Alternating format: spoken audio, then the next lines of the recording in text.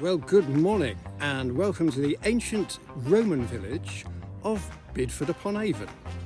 And you may well say, well, why Roman? After all, we know there is a plaque in the village commemorating the Anglo-Saxon settlement of the 10th and 11th centuries.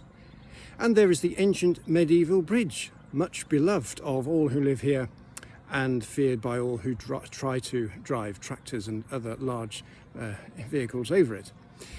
And not so very far away, a stone's throw away, is Ulster, which has the Roman relics contained in the museum. All kinds of artefacts are positioned there.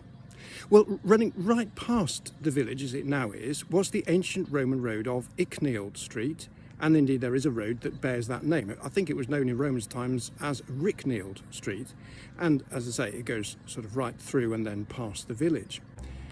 But if you keep your eyes open, you can find other indications of Bidford's ancient past. And you see, that's what I've been doing, because if I just move out a little bit, you can begin to see what I've discovered in this ancient Roman village. Here it is, remarkably well preserved after all that time. What we're looking at is an ancient defence wall from the period when there were sieges in Roman army history and at other times, and it's a very ingenious invention in that when the enemy was going to be hurling stuff at you, you could shelter behind it and make sure that it would protect you, and indeed it did offer some level of protection. This one, as I say, has been very carefully preserved. What isn't generally understood from sieges of this period, when people think of cannonballs and other things being hurled at the enemy, what isn't appreciated is quite how small some of these balls actually were. If we look carefully, and I'll just move in a little closer, as you can see, some of these balls were in fact very small, and some of them have survived. Look, there's one there, look, that has just come through the middle, and they've managed to retain the plank. Obviously some of the other planks have been replaced as this has been carefully upgraded and restored.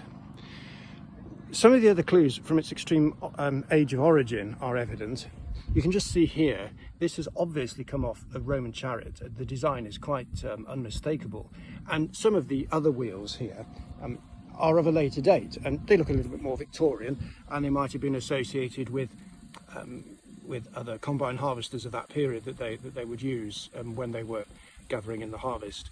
Of course, the purpose of the wheels, it was really critical, because when they were in the battle, you could have, a group of men on one end and a group on the other, and they could move it depending on where the invading army was coming. And I imagine that could have covered quite some considerable speed and distance under those circumstances. There's another touch here, if I just move around, that I think really reflects the ingenuity of the people of that time, which is, if we just move over, you can see that on the other side it's painted white, and this obviously was an absolute masterstroke, because what it meant was when the invading army was coming up against them, as they prepared to hurl their cannonballs, they would be blinded by the reflection of the sun. And I think that's such a brilliant move by the Romans at that time to invent such an idea. Of course, nowadays, well, we're not really so much worried by the invading of Roman armies, and peaceful Bidford has found another use for this unique object. You can see, if you look here, that it's right adjacent to the cricket field, and it's found a use here, which is rather lovely. You can just see its neighbour over there as well.